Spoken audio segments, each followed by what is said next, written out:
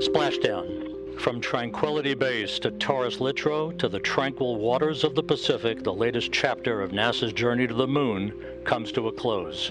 Orion, back on Earth.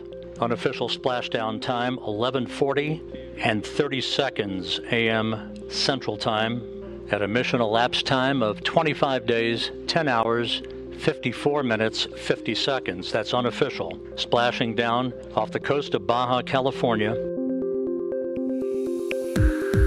From the Defense and Aerospace Report, this is The Downlink, a podcast about the intersection of space, the space business, and defense. Not just what's over the horizon, but what's happening above it. I'm your host, Laura Winter. Hello there, and welcome back. That was the silky voice of NASA's Rob Navias just a few hours before this episode went live. The flight part of the Orion capsule's trip out to and beyond the moon and back is complete. Now the effort is to continue collecting and analyzing performance data, and that's because the Artemis 1 mission is a shakedown mission, and that means it's an uncrewed test to see if Boeing's capsule and the United Launch Alliance's Space Launch System is really ready to take astronauts back to the moon. And to put this into historical context, the same day as this splashdown, well, it marks 50 years, 5 decades since NASA's last landing on the moon. While it's important to mark this news, this episode is not about NASA's Artemis 1 mission, but it is about two companies that individually just created separate defense business lines that could challenge the prime space contractors in that sector, like Boeing and ULA. You know them already. They are Peter Beck's Rocket Lab and Elon Musk's SpaceX. Rocket Lab's founder is from New Zealand, and his company is publicly traded, which for our purposes means it's legally required to be a lot more transparent about its money and its plans. SpaceX's founder is from South Africa, and he's kept his company privately held, so that means it decides what to actually reveal. Now, we're pretty lucky this week because we've got Rocket Lab's Peter Beck. But before we hear from him, I wanted some outside views for context from both the finance and defense perspectives. And for that, I spoke with Quilty Analytics' Caleb Henry and then with the Mitchell Institute's Chris Stone. First up is Caleb, who is going to explain what these moves mean organizationally and to the market. Here's our conversation. Hi, Caleb. Welcome to the Downlink. Hey, thanks for having me. Before we start talking about what's going on with Rocket Lab and SpaceX, this is the first time you're on the podcast. So take a minute and introduce yourself. Yeah, so happy to be here. I think I am the third Quilty member to join the podcast. So it is my honor to give us the triple crown there. I have been at Quilty Analytics for 2 years now. I'm on the research side, so I help write reports about public companies in the industry and all sorts of topics across the satellite space sector. Before being here, I worked as a journalist for 7 years about the private space sector, a lot of that dealing with satellite telecommunications, and also remote sensing, and then the whole ecosystem of companies that surrounds that. So building, launching, talking to satellites. So in the past week, specifically on December 1st and then on December 2nd, Rocket Lab and SpaceX made some announcements about how they're changing their business approach to defense. Tell us, what were those announcements and why did they grab headlines? Well, at least SpaceX did. But yeah, what's this all about? Sure. So SpaceX announced a new derivation of their Starlink program, which they call Starshield, which is focused on providing their sort of constellation services specifically to government and defense customers. And then Rocket Lab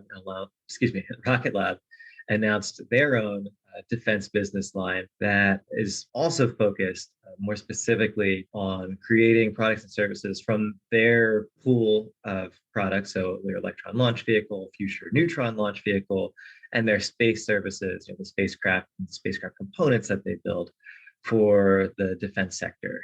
So let's start with SpaceX. Isn't this establishing a beachhead in a handful of markets? I mean, the announcement includes launch, of course, but also communications, geospatial intelligence, hosted payloads, ground segment, operations. It's like Apple, just for space. I mean, what's going on here? It's certainly broader than anything that SpaceX has done before. If you would ask me, I would honestly say that this is not a surprise. And the reason that it's not a surprise is if you look at the rationale that SpaceX had when they announced Starlink 5, 6 years ago, the reason for doing it wasn't that they wanted to be the world's best internet service provider. Like they didn't just decide that was going to be a cool new business to do. What they realized was that the launch sector was not going to provide enough revenue. It wasn't going to give enough money to fund their Mars ambitions. And so they looked at adjacencies. Where could they expand and increase their total addressable market? Satellite broadband, specifically to consumers, presented a huge, multi-billion-dollar market opportunity for them. And so they chose to pursue that with a constellation. But when you look again at that mindset of we need to expand so that we make more money, use our adjacencies, fund Mars, it made perfect sense to expect them to expand beyond consumer into other arguably more demanding customer sets, which they have, like connectivity to maritime, connectivity to aircraft, connectivity to defense customers. And now what we're seeing is like this even broader expansion where not only are they offering telecommunications, but even beginning to venture into geospatial intelligence and offering hosted payloads where they'll carry a sensor or some other box from a customer, tack it onto a Starlink satellite, and let it use the orbit or the power, maybe even some of the frequencies from their Starlink in order to provide a separate service. What about Rocket Lab's plan? Again, it also includes launch, satellite separation systems, solar energy, and satellite operations. And for those who don't know, unlike SpaceX, Rocket Lab is a publicly traded company that's listed on the NASDAQ. What direction is CEO Peter Beck taking the company? So something that Beck said that was really interesting earlier this year, it was sort of a quip during one of their investor days. He said that if given the chance, really Rocket Lab should have been named Space Lab. And if you take that to its logical conclusion, Rocket Lab now makes more money from its space hardware business than it does launch. The company, after going public, conducted a series of acquisitions. They bought companies that make solar panels, that make reaction wheels, and they took a lot of their own internal competencies and use that to create their Photon spacecraft chassis. They now do a lot more than just rockets. So seeing Rocket Lab expand into the defense business more aggressively is not a surprise because it's pretty common for space companies to do that. They want to serve as many customers as possible, and there aren't a whole lot that go to space. But one of the ones that everybody knows are governments. So for them to expand into the defense sector was sort of a natural evolution. And especially as they expand from New Zealand over to the US, I think around the world, the US government is recognized as being one of the largest spenders on space. And Rocket Lab already made no secret of the fact that they intend to compete against SpaceX and ULA and any other contenders for the National Security Space Launch Program, the phase 3 program in 2024.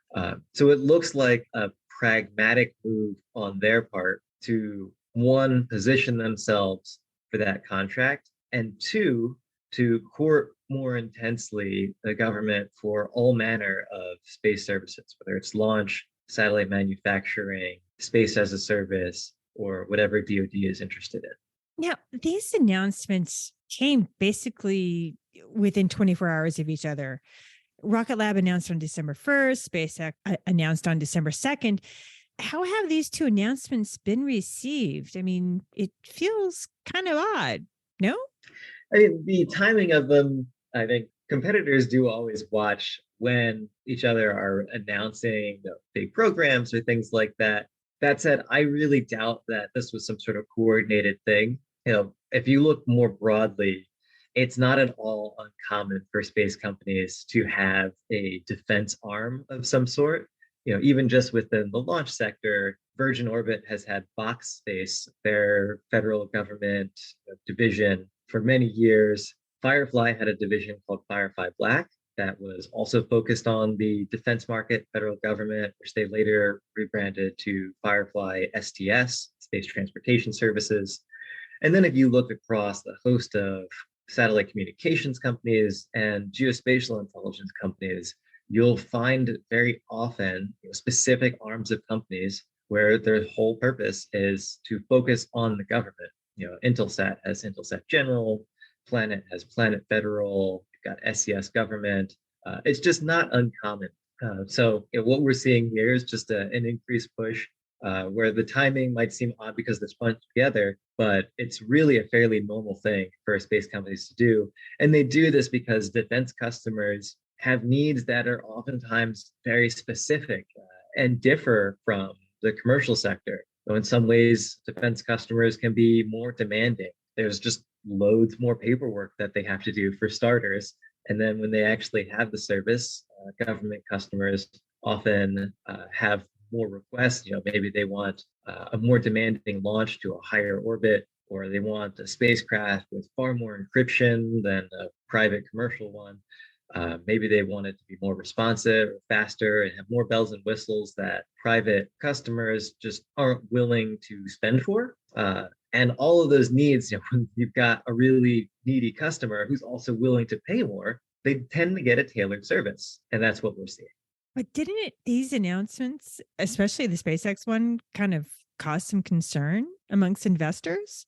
I think because of the breadth of the Starshield announcement, it has certainly caused concern amongst the space industry, specifically wondering, is SpaceX going to become an even bigger competitor? SpaceX was never in the geospatial sector before. I think they have done some work on missile warning satellites for the Space Development Agency. But beyond that, SpaceX was in launch, SpaceX was in satellite internet. And so to see them expand into remote sensing, to see them expand into space as a service, to see them willing to host, third-party payloads, they threaten to become a very big competitor to other companies who provide those kinds of services. And I think the biggest reason for that is just the scale that SpaceX has. At this point, roughly half of all spacecraft in orbit half of them belong to SpaceX. It's SpaceX, and then it's the rest of the world. So when you're up against a competitor like that, or even think you might be up against a competitor like that, you have to take it very seriously. Caleb, thank you Yes. so much for your time. Glad to be here. Our next guest, Chris Stone, he focuses on a very different kind of competition, the sort that is coming from China and to a lesser degree Russia, as well as Iran and North Korea. Here's Chris's take on the Rocket Lab and SpaceX announcements. Hi, Chris. Thank you for making the time to come back on the podcast. No problem. Thanks very much. You know how I roll. Could you take a moment and introduce yourself? Sure. I'm Christopher Stone. I am the Senior Fellow for Space Studies at the Mitchell Institute's Space Power Advantage Center of Excellence in Washington, D.C. And I am a career space professional going back about 20 years. I've been in D.C. about 12 of those years doing various things. And I'm also the author of a small book called Reversing the Tau, a framework for a credible space deterrence. And again, happy to be here.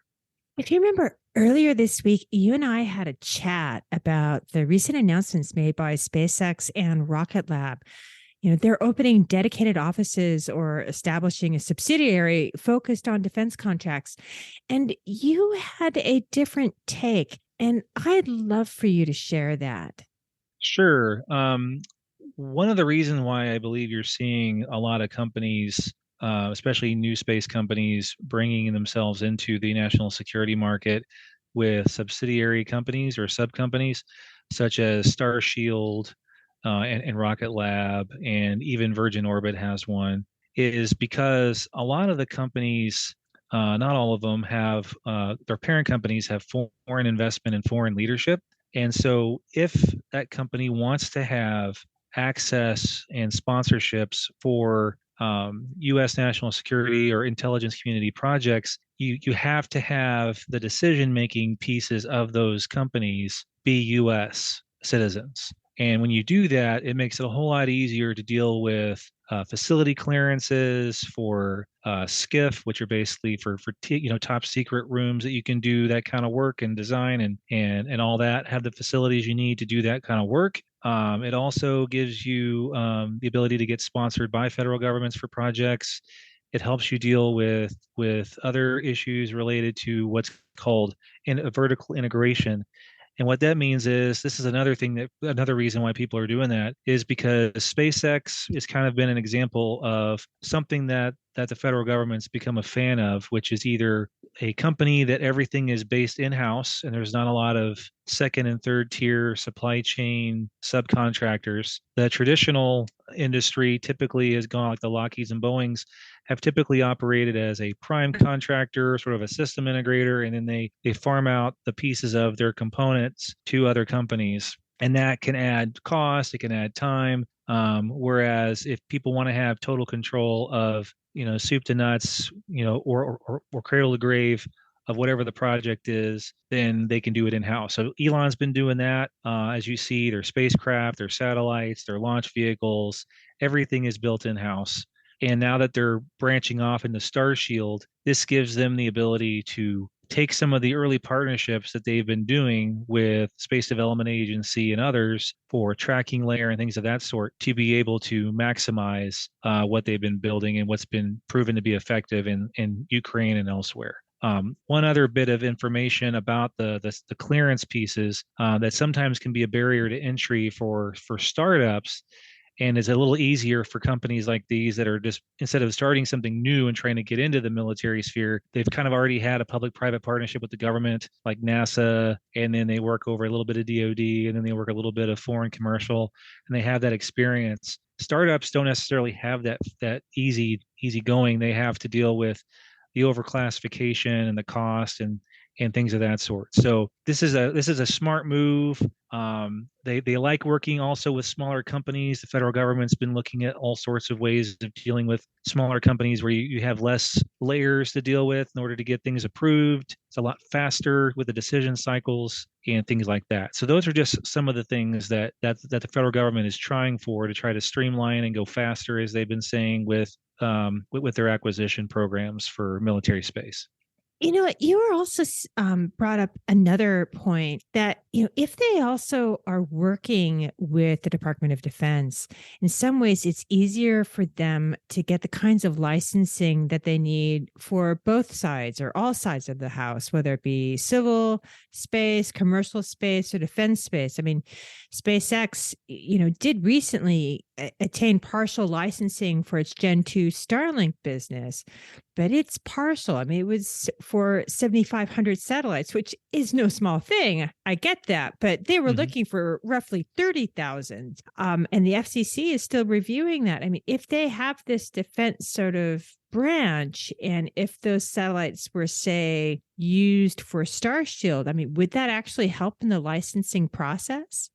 Well, the thing to keep in mind is that every operator, whether commercial, purely commercial, or civil or military, they all have to get essentially the same license processes. It just depends on which piece.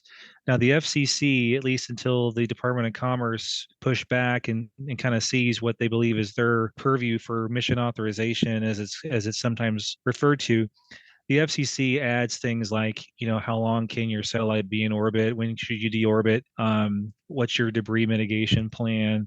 All for stuff that their prime responsibility is making sure that they're using the proper frequencies and they're using that in a responsible way that follows their guidelines, federal law, and ITU best practices. However, if you're doing launch and landing, in the case of SpaceX and others, that's the FAA. If you're doing something with optics or looking at things either toward the Earth like Maxar or Digital Globe, or into space for various purposes, whether it's a probe or something.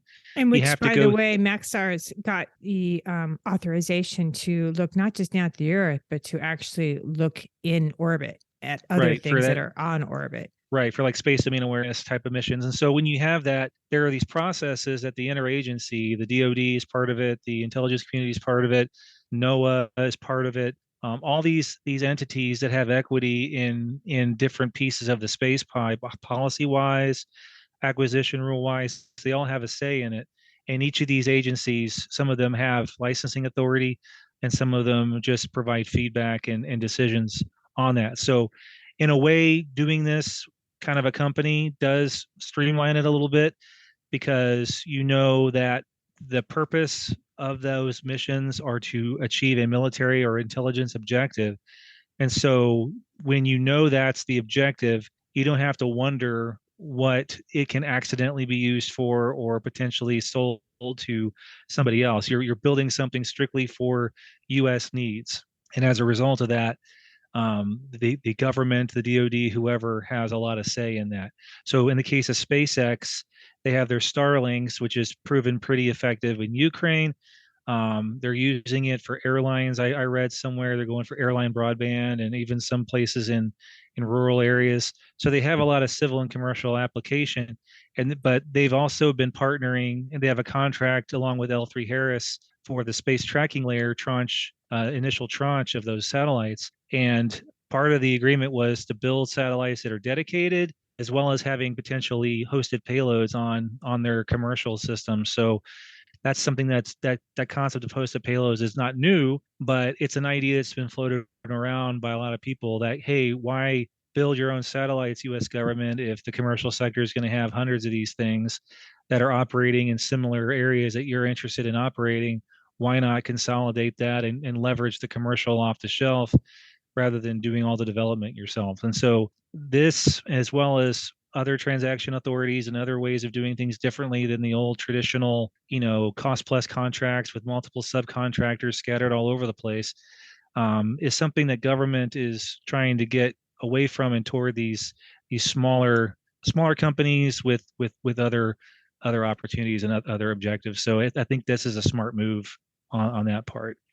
And speaking of, making things easier in the sense of contracting, I mean, both companies are basically offering space services in the defense sector, to the Department of Defense through these two new entities that are cradle to grave in the sense of, from launch to, building the satellite itself, to operating the satellite, to ground, the ground station network. Is this the kind of thing that the Department of Defense is looking for space? I think so, especially when you hear all the lingo about not just the whole resiliency push, but also just to have different options. Now, small satellites have been kind of a popular thing of late. 10 years ago, if you had asked most of the senior leaders in the Pentagon if small sats were going to be as big as they are now, they would have told you, and I know for a fact because they did tell people like me and others who were saying we need to get ahead of this, that, there's no way that it can do the kind of things that a large, optical spy satellite can do or communication satellite can do. But now they're kind of becoming sort of the thing for a lot of people. Whether that's good or bad, that's not the issue, but that's kind of where people are going. And so you've got different options based on size and orbit and mission set. So Rocket Lab definitely has smaller rockets than, say, SpaceX. SpaceX has the ability to flex up to heavy and super heavy here soon.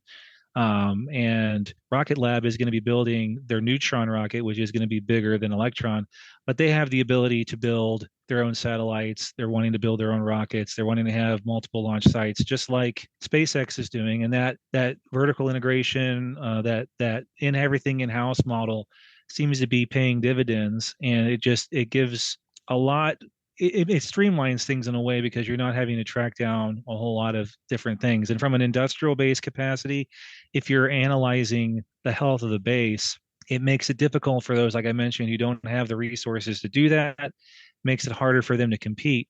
But there are a lot of other companies that have started in the new space world that are going after this. And I think you'll probably see this become a more popular model in the near future as it stays successful.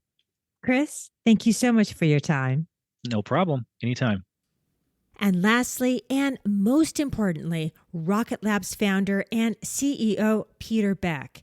He's here in the United States for the company's first ever launch from U.S. soil, which he says is just the first step in a much bigger plan to offer comprehensive end-to-end space services to defense, civil, and commercial customers. Here's our conversation.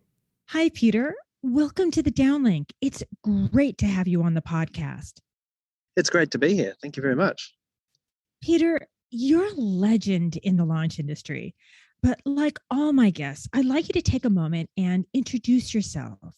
Sure. Well, you're very kind. My name is Peter Beck. I started a company called Rocket Lab in 2006 in a little country down in New Zealand.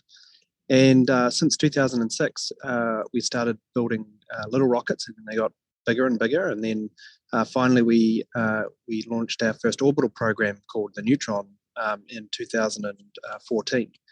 And since then we've gone on to launch many rockets. I think number 33 is on the pad right now, and as well as that, we also build spacecraft, and we've got other large rockets in development. So a short 15-second summary of 15 years.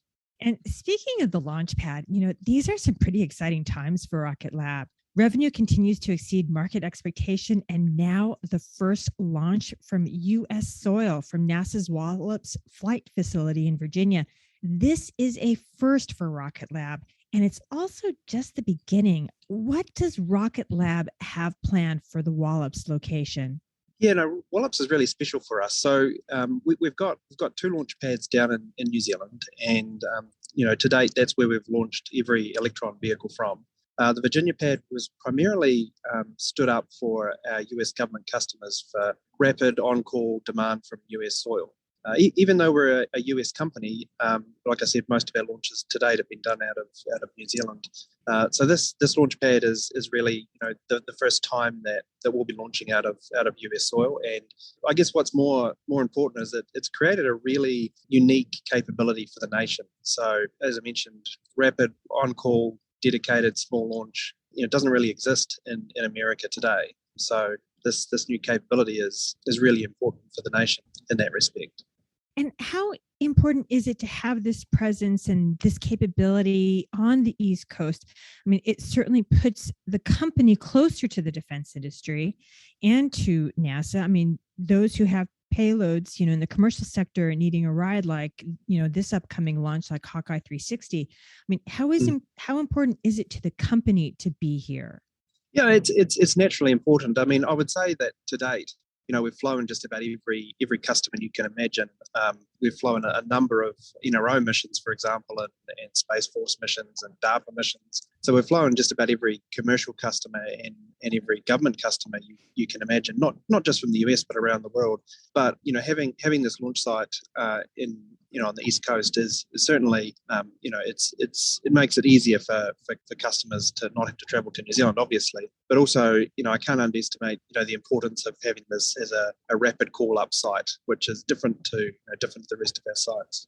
And if I'm not mistaken, I mean, this site is going to be getting bigger as well, is it not? Yes, much bigger. So it's not just a home for Electron; it will be the home for our Neutron launch vehicle, which is it's a large vehicle. It's a sort of a Falcon 9 equivalent, 13 tons to low Earth orbit. So it's a much more significant program and vehicle flying. And in the defense sector, your company just announced the creation of a new subsidiary geared towards winning DoD business. And it's not just about launch. What's the name of the company and what space services is it offering? Yeah, so it's called Rocket Lab National Security, and it's really an internal division within the company set up to really address the needs of the DoD and national security community. Look, we've done a lot with them, with that community since the very beginning of Rocket Lab. So it's not new customers to us, but having kind of a dedicated unit of folks and an organization that is kind of slightly decoupled from the wider parent is really useful. We can continue to move very quickly and nimbly in the wider company, but for these really important national security missions that require certain levels of mission assurance and things like that. It's good to have that that separate entity to address those more directly. Will Rocket Lab now seek to build classified satellites for the DoD? Not necessarily. I mean, we do work in that realm across across a number of areas. I mean, our space systems division has a large component business where we've been a provider to the national security community for a very long time. One of our acquisitions has been providing that community products for the last 25 years. So yeah, although it's a new name and all the rest of it, it's really a continuation of what we've done for a very long time. And, an analyst whispered a question into my ear, and that is, with all the acquisitions, Solero, Planetary Systems, and there are others, you're certainly tooled up to provide white glove space as a service. But in order to keep all those engines running, you need not only a variety of revenue streams, but a variety of customers and not just defense. How are you balancing between commercial and government? I mean, what's the split? Yeah. So we like to generally maintain a 50-50 split and ratio. That works well for us. Commercial customers have the advantage of being very nimble and very quick, whereas government customers, have much longer timeframes and generally much more demanding requirements. So you put those two together, and it fills out either a launch manifest or a satellite manufacturing manifest, or even a component level manifest pretty nicely. And we enjoy the government customers that have very difficult and unique requirements. That's where we really excel is the things that other people kind of look at and go, how on earth can that be done? Those are the things that we generally excel at. And lastly, this is going to sound a little weird, but I just have to ask. Are you coordinating announcements with SpaceX? I mean, they announced the creation of their Starshield defense business line roughly 24 hours after Rocket Lab. I mean, is that really a coincidence? Well, I mean, it's certainly from our side, it would be. But I mean, we've been talking about an end-to-end space systems business for a couple of years now. And we're not just a launch company, we're not just a satellite company. When you put those two kind of things together, you're able to deliver services in a much more efficient and cost-effective way than you would independently. And not just that, but you're able to deliver approaches and systems that wouldn't be possible if you didn't own those other elements. For example, if you're building a satellite that only is intended to launch on a specific launch vehicle, and that specific launch vehicle happened to be an Electron, it's the smoothest ride to orbit. So you can really optimize the satellite for a very low force environment. Whereas if you had to design a satellite to fit on any rocket, then it would be a much more complicated task, and you'd make a lot more trades. So we've been doing this for a while. We think that, and you can look back for many years and you can see us talking about the fact that we think the large space companies of the future are going to be companies that have launch, also build spacecraft, and also have applications under the same umbrella, because you combine all those things together. Generally space is one just giant engineering compromise. And if you can remove as many of those compromises as you can, by having so many of these systems that work together, then you end up with a better product for sure. Peter, thank you so much for your time and the best of wishes for the launch. Thank you. Thank you very much. That's it for this week. If you like what you're hearing, follow the downlink on Twitter and subscribe to the podcast on your favorite podcast platform. For the latest defense news and analysis, listen to the Daily Defense and Aerospace Report podcast hosted by Vago Muradian, and listen to Cavis Ships to hear the latest on what's happening in the maritime domain. I'm Laura Winter, and thank you for listening.